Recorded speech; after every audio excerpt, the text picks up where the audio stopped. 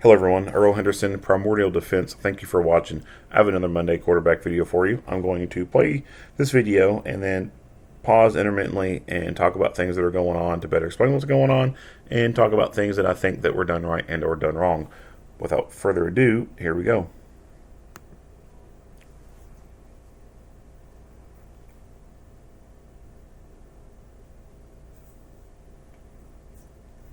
This critical incident video details an officer-involved shooting that occurred on February 27, 2022 at approximately 10 p.m. Warning: the following video contains graphic images and language. It is not suitable for all viewers.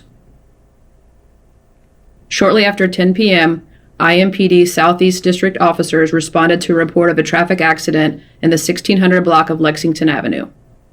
While en route, dispatch provided additional information to officers. Southeast 11, 1629 for an accident, 1630 Lexington Avenue. Two vehicles, unknown injuries on one of the drivers, 800 South, 1600 East. 1629, roll call. 1629 at 2205. Continue to route from the information accident, 1630 Lexington Avenue. The caller callback stating that one of the drivers of the vehicles, a black male, red jacket, started exposing himself at the location. Units about to Lexington Avenue. Another call came in saying the male's just out in the street yelling. Control 1629. Headed south on state, looking for a red collar, jacket or Silverado. First reference this accident on Lexington. The caller stated that the intoxicated male in the red Buick left and he's injured. He was left southbound on State in a red Buick. With the help of witnesses, arriving officers located the red Buick in the 1600 block of Woodland Avenue. The driver, later identified as 31-year-old Mylik Hill, ran from officers into an alley. Officers repeatedly told him to stop, but Hill did not comply. Hill fired multiple shots from a handgun at pursuing officers. One IMPD officer was shot. Another IMPD officer then discharged his service weapon, striking Hill. The following video is from Patrol Officer Thomas Mangan, a first-year officer accompanied by his field training officer, Daniel Majors. Upon their arrival, a citizen can be heard providing information to the officers. The officers located the red Buick and Hill, who immediately ran into an alley. Hill fired at the officers and Officer Mangan was struck in the neck. A second shot from Hill struck Officer Mangan's radio, causing it to smoke and then catch fire. This incident occurred at night. The beginning of this body-worn camera video takes place inside a vehicle as the officers are driving to the scene. What's up, buddy? He's coming in a red car. This one. Okay. Jerk his head. Hit you? No, you didn't. All right. But he just turned right. Red car? There, I'll just have it here now.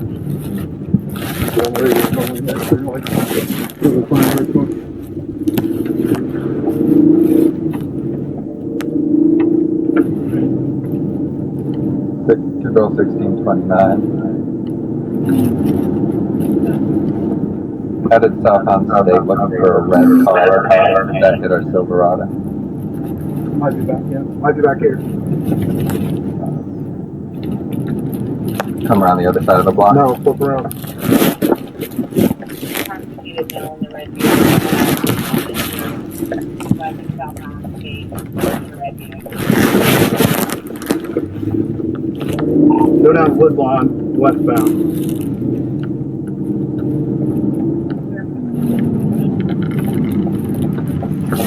That might be him right there. Yeah. Yep, next to him.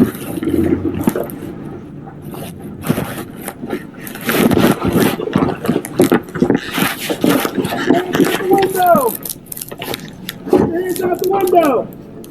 Stop! Stop, please! Stop, please!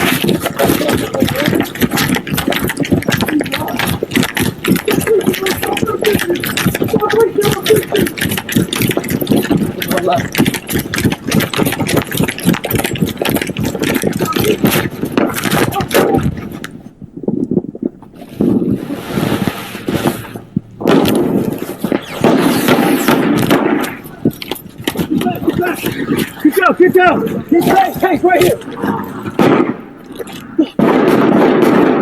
Hey! I need help! I need help! Megan, now! Megan!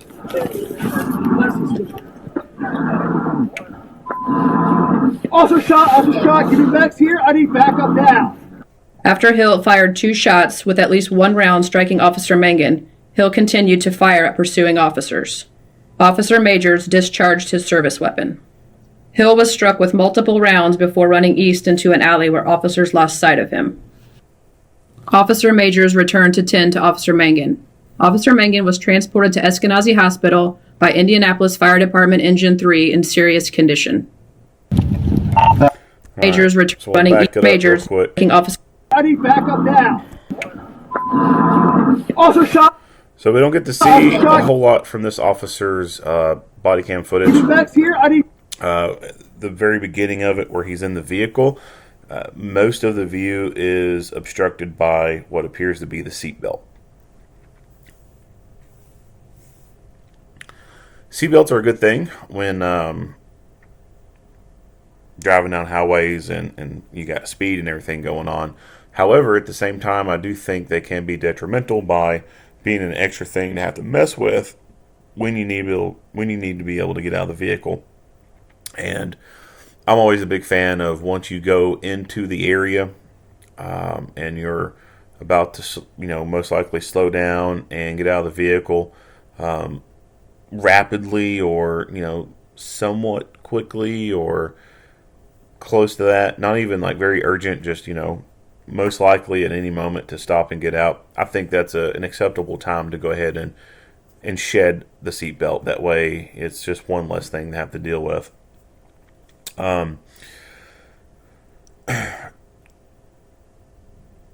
Going to this call where the guy has been involved in an accident, witnesses have reported him exposing himself and being out in the street yelling, and then leaving the scene of an accident. That spells felony traffic stop right there, especially leaving the scene of a accident and everything. And the way he's acting, that this is going to be something more than just something standard, something routine. And I think that this type of information being given out during the call would be enough justification to get a rifle out. And I think that based off the information being given, that they should have gotten a rifle out for this call.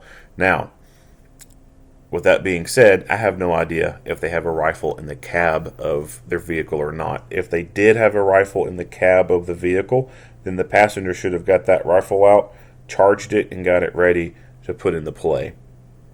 And when it came to this, if he had that rifle out, that it would have stopped right after this. Like, there would be no pursuing him after being shot with rifle. Like, his ass, they would have knocked his fucking dick in the dirt. There would be no chasing him anymore.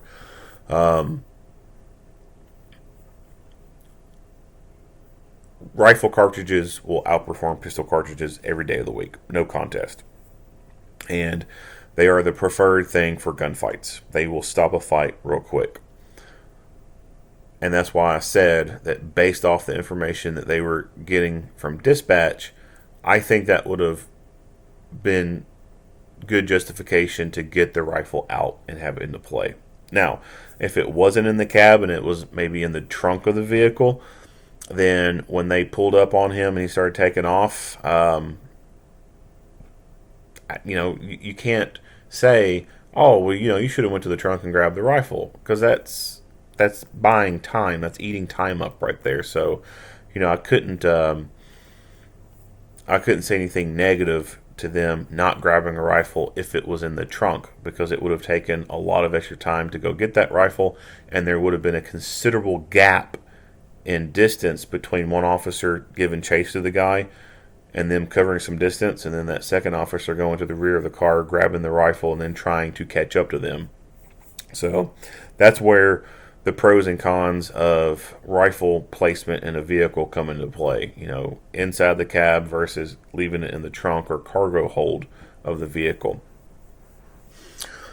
We see in this freeze frame, this officer is holding his handgun in his gun hand. So it also appears as though you can see a weapon-mounted light on the bottom of this gun. So using the utility light to search around is one thing, and it's good for that. But when it comes to a gunfight, this utility light is not doing you any good for a gunfight. If you're doing your standard, whatever low light technique that you're using, if you're using your utility light, then you're going to be shooting one-handed. Even if you use the cigar technique, which is not going to be very likely with a big utility light like that, even then, you're still shooting one-handed.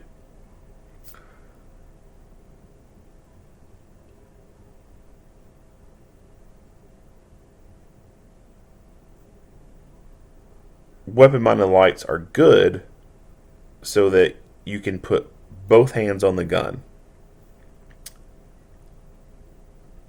And when you have two hands on the gun, you're going to increase your odds of accuracy.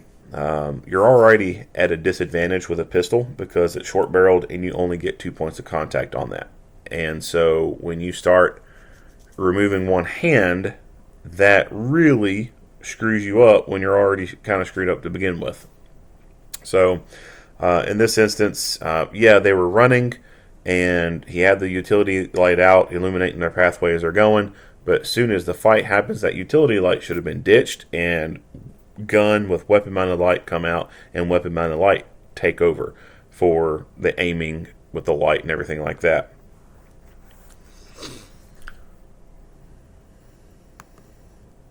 Also shot, give me back. This is also where training would come into play to condition yourself to drop extra stuff out of your hands.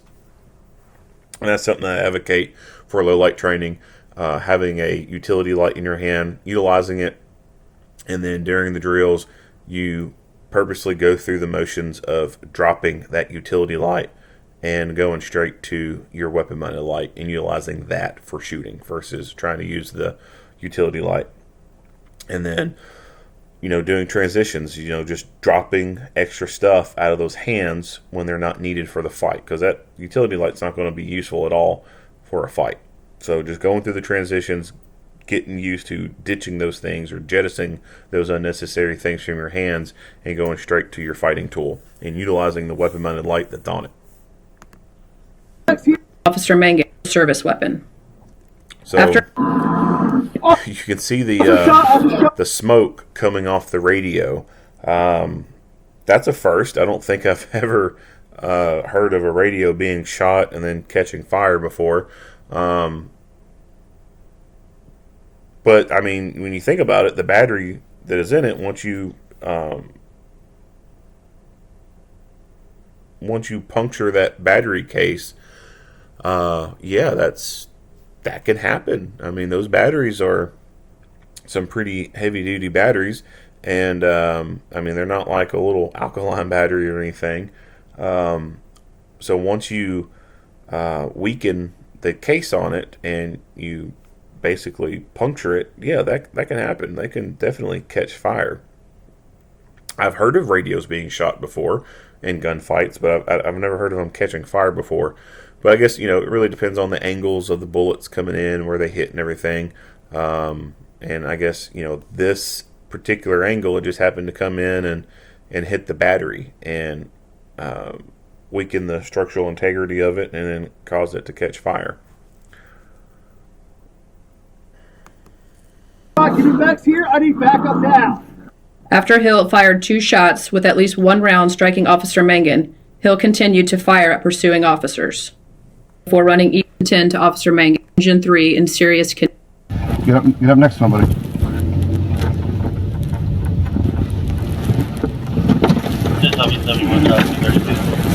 Stick your hands out the window!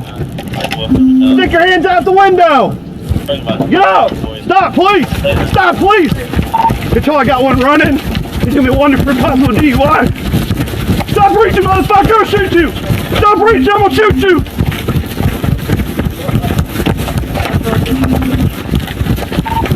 Get him, Tommy! Get him, Tommy! Oh, fuck!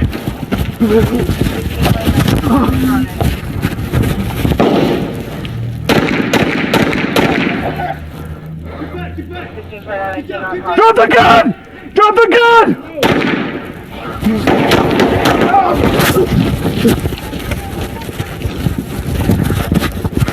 Officer down, code 1! Shots fired, code 1!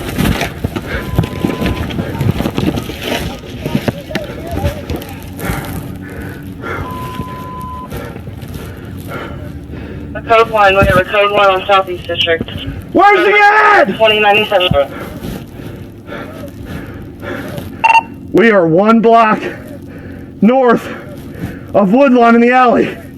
Where's the suspect?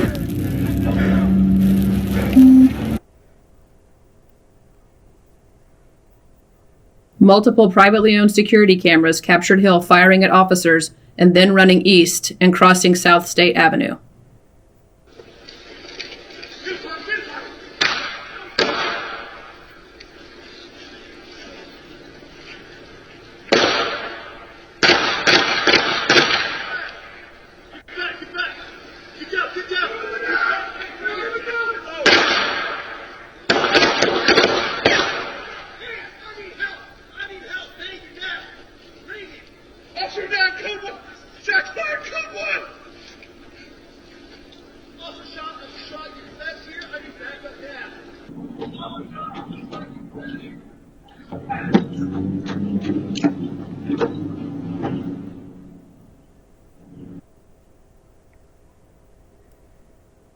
Additional privately owned security. So I'll go back to the body cam footage real quick.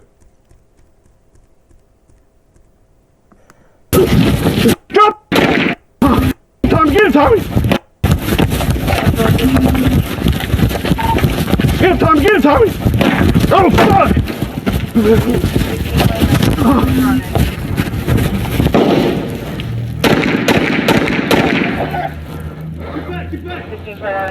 Drop the gun!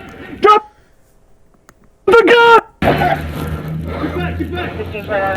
Drop the gun! Drop the gun! Yeah, at this point, yelling drop the gun is a waste of breath. This dude initiated a gunfight with you. Fuck him. He has forfeited any privilege of being given any extra chances. No. He wanted a gunfight. He fucking earned it. Shoot him down.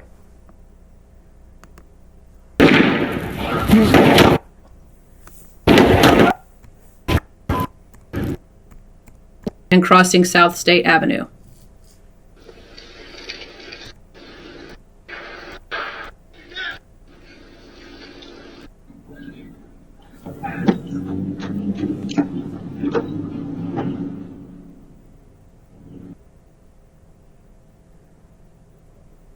Additional privately owned security cameras captured an injured Hill walking across an alley and jumping a homeowner's fence.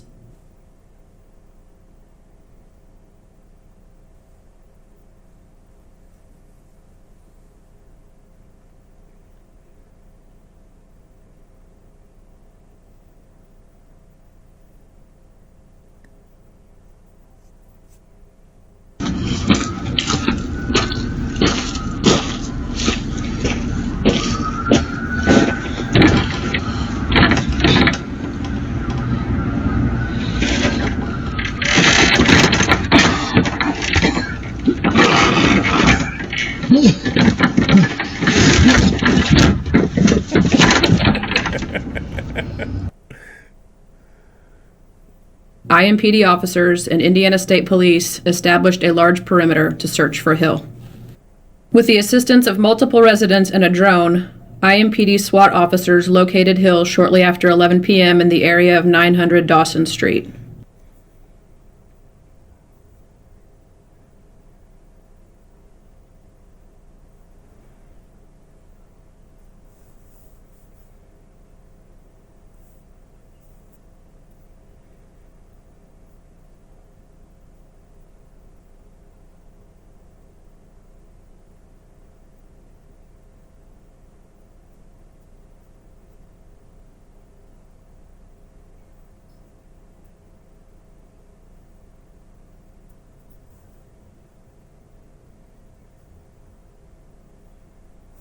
Medics with the SWAT team and tactical EMS provided Hill medical aid. He is expected to survive his injuries. The handgun Hill used was found near where he was located. Hill was arrested for one outstanding warrant for a parole violation for a robbery and possession of a firearm by a serious violent felon. On March 8, 2022, the Marion County Prosecutor's Office charged Hill with the following: 2 counts of attempted murder, 1 count of unlawful possession of a firearm by a serious violent felon, 6 counts of resisting law enforcement, 1 count of criminal mischief. Mr. Hill is presumed innocent unless and until proven guilty in a court of law. Officer Mangan suffered a potentially life-threatening gunshot wound to the neck. Officer Mangan's condition has improved, but he faces a long road to recovery. No other officers or civilians were injured in this incident. This incident is being investigated by IMPD's Critical Incident Response Team. A separate and independent investigation will be conducted by IMPD's Internal Affairs Unit to ensure compliance with department policy. The Marion County Prosecutor's Office is being consulted throughout the investigative process. This incident will be reviewed by the Civilian Majority Use of Force Review Board. This occurs after the conclusion of the criminal process. All right. So let's go back. Mr. Hill is presumed innocent unless and until proven guilty.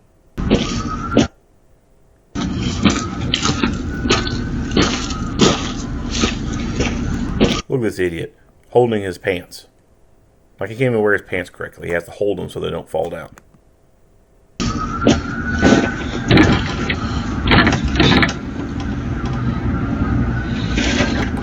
Probably the most work he's ever done in his whole life. So naturally he's exhausted.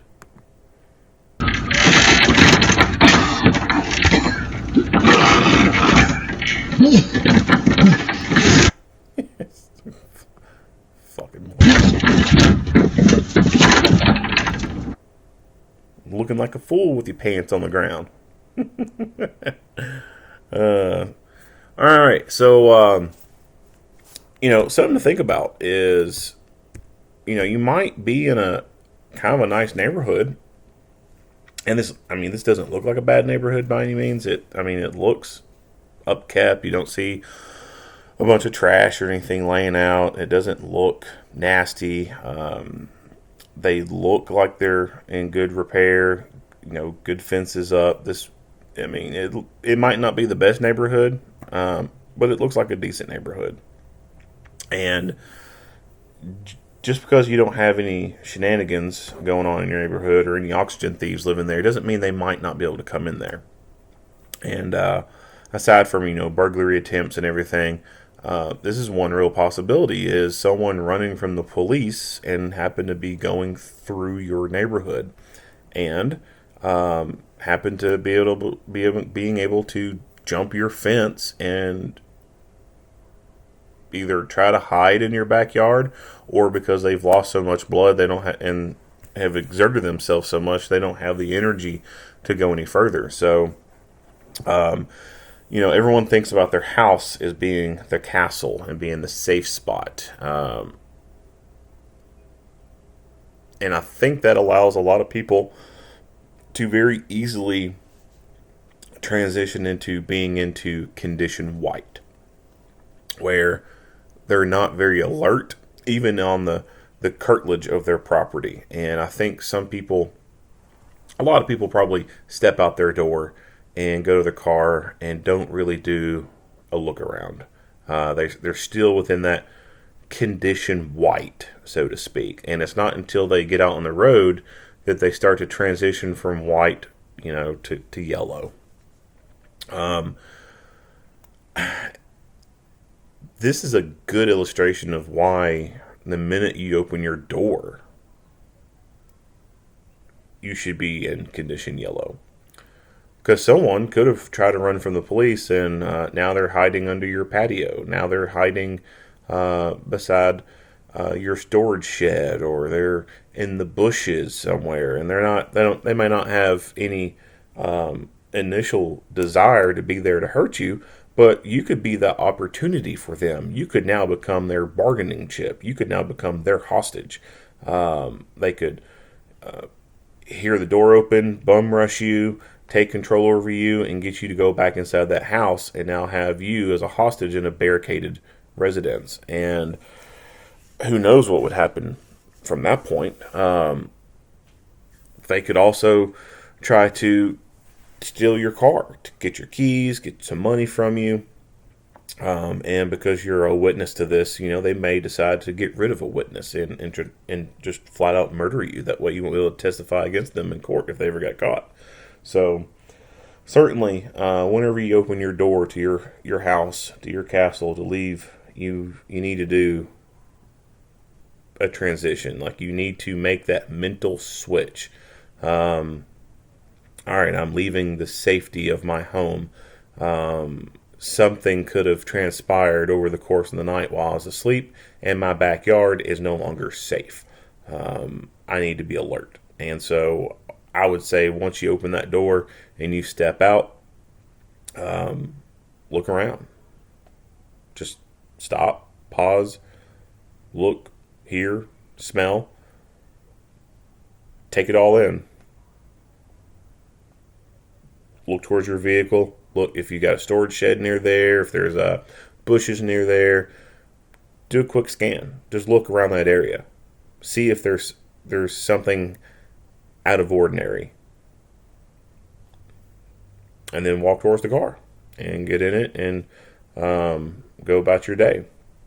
Same when you return home. So while you're gone at work, gone to school, gone running an errand, whatever, while you were gone, something like this could have happened. The police could have been chasing someone, and now they're hiding out in your backyard. And again, I think a lot of people probably will very easily slip into condition white as soon as they pull in their driveway. Like, they're off the roadway, they're home, I'm in my safe place right now, and they're not aware of their surroundings. So I'd also advocate that when you get home, you still be mindful to remain vigilant in condition yellow. And when you pull into your driveway or you pull out to the front of your house, whatever your layout is, pull in, park, and before you even get out of the car, before you even shut the vehicle off, look around. You might see something that says, hey, I need to put this thing back in drive or put this thing in reverse and keep going. So you pull in, leave the car running, look around, everything looks good, go ahead and shut the car off, get out.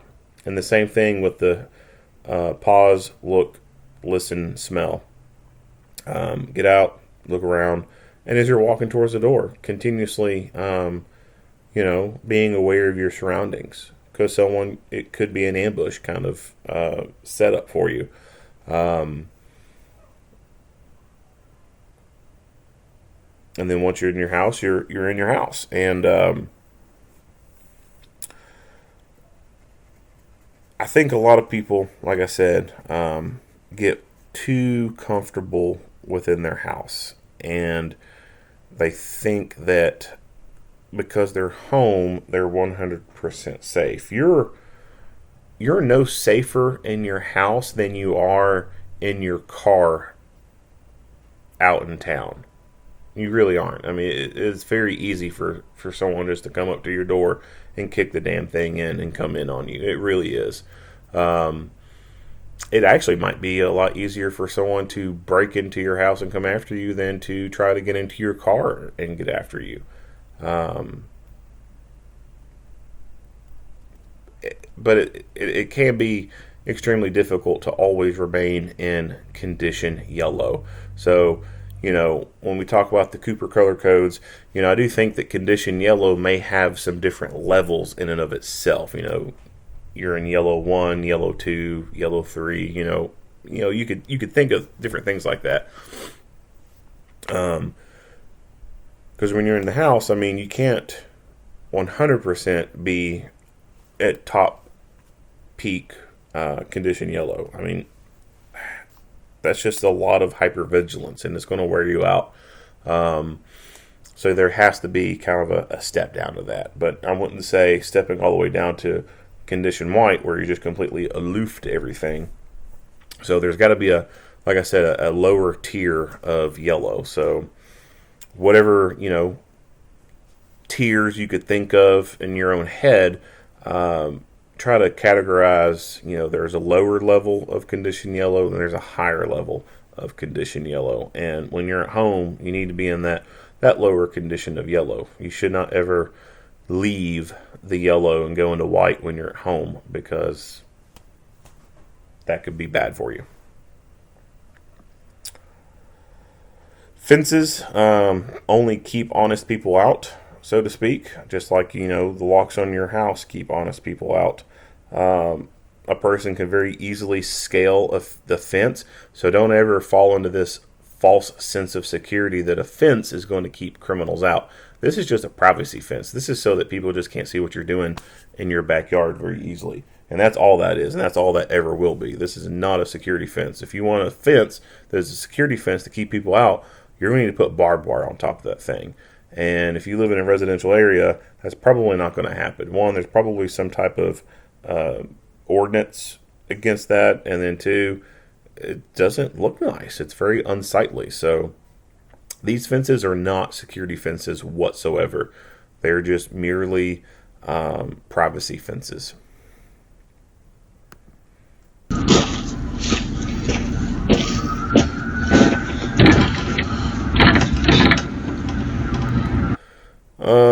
Not sure what kind of pistol this is, but I would say that it's probably a stolen pistol. This guy is a convicted felon, so it's not like you can go to a gun store and buy a gun.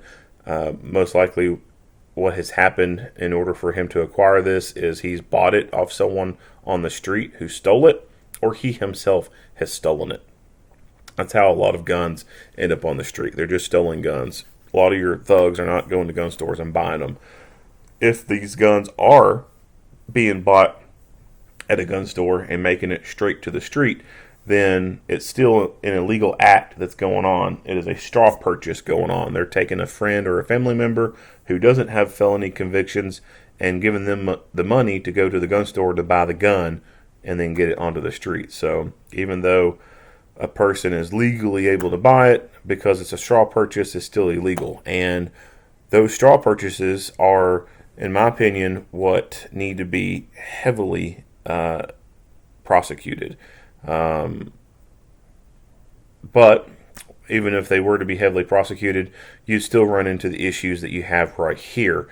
A person who is on parole, who's a violent offender, released out of prison early, and then getting involved in this stuff. So this right here is probably the biggest problem in our society, is violent offenders being released early, being given multiple chances when they should not be given multiple chances. These people have proven that they are a danger to society. They are a clear and present danger to society. They don't need to be walking among us. They need to be locked away in a cage for a very long time. This guy's a felony offender. He's done robbery. And I guarantee you that's not the only thing he has on his background. It's just that they included this information about what he's on parole for. I'm sure that robbery was not his first. Rodeo, and that he's been involved in multiple things before this. And why is he out on the streets? This is unfortunately a recurring thing all across this nation. Violent offenders being released early, and they go on to further victimize more people. More people get hurt, more people get killed because of our hug-a-thug judges and judicial system that just seems to want to slap these people on the wrist and let them out and walk among us. They don't need to be walking among us. They need to be, like I said, they need to be locked away for a long time. And it's not like this has been going on for the last couple years. This has been going on for a long time. A very long time. It's time for the people to start becoming vocal on this. This is where people need to start doing marches. This is where people need to start protesting. They need to start getting with their legislators and trying to get laws passed that become more hard on crime. And that's where we need to be headed to. We need to get more hard on crime. This slap on the wrist bullshit is not working. It's proven that it's not working. Look at places, large cities. Look at them. They're wastelands. Like, they're horrible places. Louisville, Kentucky. Louisville, Kentucky is a shithole. A big, smelly shithole. You look at other large towns, there's just so much rampant crime involved in these places. And when you pay attention to the news and you see these people and you look them up, you're going to find they have multiple incidents of being involved in the criminal justice system. Multiple incidents. They have multiple priors. So I think that the people need to come together and start getting with legislators and demanding that new laws be made and existing laws be amended to address the issue of persistent felony offenders and violent offenders being released early from prison. There's no reason why a violent offender should ever be released from prison early. If they're given a 10-year sentence, they need to do exactly 10 years, not a day less. Violent offenders, persistent violent offenders, need to be locked away for a very long time. Very long time. I'd say keep them locked up until they're 70. And the reason why I say that is, when's the last time you've seen a 70-year-old gangbanger on the street? You don't see 70-year-old gangbangers on the street. Why? Because they know they can't do it anymore. Because the 15 to 25-year-olds will just straight up murder them. They can't operate on the streets. There is no respect on the streets. This guy right here, if you put him in competition with a 70-year-old guy on the street, he'll straight up murder that guy. He don't respect him. He don't respect his age. The only thing that's respected on the street is violence. That's the only thing that's respected. That's the only thing that is understood on the streets is violence. If you project yourself in a way that you will kill anybody that crosses you wrong, then people are less likely to mess with you. And that just doesn't come with, you saying it. Like, there's visuals to it. You got to be looking fit. You got to be able to scrap, whatever. And 70-year-olds can't do that. That's why you do not see 70-year-old gangbangers on the street trapping and doing this shit. They can't do it. It's not physically possible for them to do it. They may want to, but they can't do it because the 15 to 25-year-olds will knock them out. They'll put them out of commission and they won't be able to compete anymore. And they can't run. They can't run from the police very well. So, I'm not saying that, all these gangbangers who do survive long enough to reach their 70s, it's not like they completely absolve themselves of any criminal involvement whatsoever. They're still doing stuff, right? They're just doing low-key kind of stuff. They're just not out there, quote-unquote, on the front lines doing stupid shit like this guy is, because they just can't do it. So the key to making the streets safer is getting hard on crime and locking away violent offenders for a very long time until they become old men and they just can't do this shit anymore. If you like what you hear and see, go ahead and give me a like and a share. If you have not already, hit that subscribe button and stay tuned for more Monday quarterback videos. Earl Henderson, Primordial Defense, thank you for watching.